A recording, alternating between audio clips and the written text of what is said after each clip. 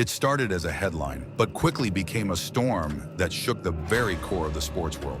Shannon Sharpe, a three-time Super Bowl champion, Hall of Famer, and one of the most recognizable voices on television, is now facing a $50 million civil lawsuit that accuses him of sexual assault, battery, and emotional abuse. This is a shakedown.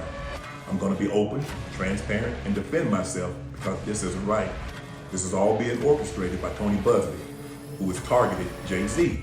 The details are as shocking as they are painful, and they've forced fans, colleagues, and the media to look at the man behind the spotlight in a new and unsettling light. The lawsuit, filed by a woman identified only as Jane Doe, paints a dark picture of a relationship that began in 2023, when she was just 20 years old. At first, she says, Sharpe was charming, generous, persuasive, powerful. She was drawn in, like many before her, by the magnetism of celebrity. But what she says happened behind closed doors tells a very different story.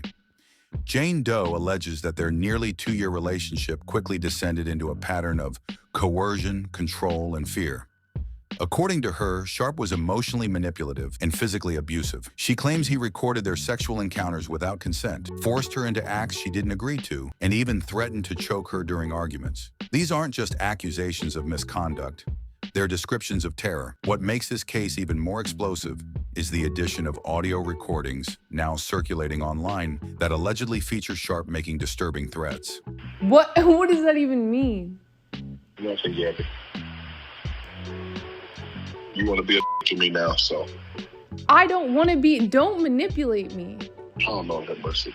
If you say that one more time, I'm going to choke the out of you when I see you.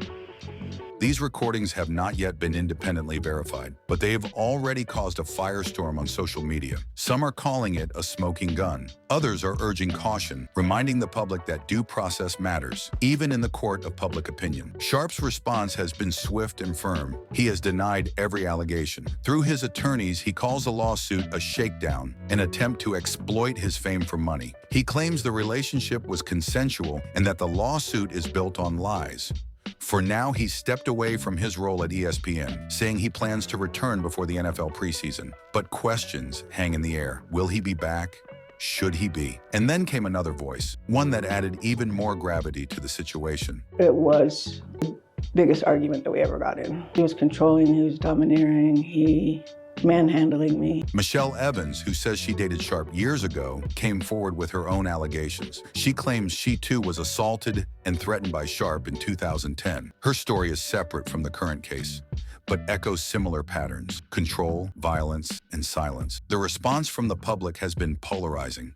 Sharpe has built a loyal fan base over the years, people who admire his rise from poverty to NFL legend to media star. Many of them are standing by him, defending him online, and questioning the motives behind the lawsuit. But others are voicing their support for Jane Doe and Michelle Evans. They say this case is just one more example of how difficult it is for women to speak out against powerful men, and how important it is that we listen when they do. This moment isn't just about a man accused of something unthinkable. It's about what happens when the line between hero and human is blurred. It's about fame and the way it can protect, distract, and even intimidate.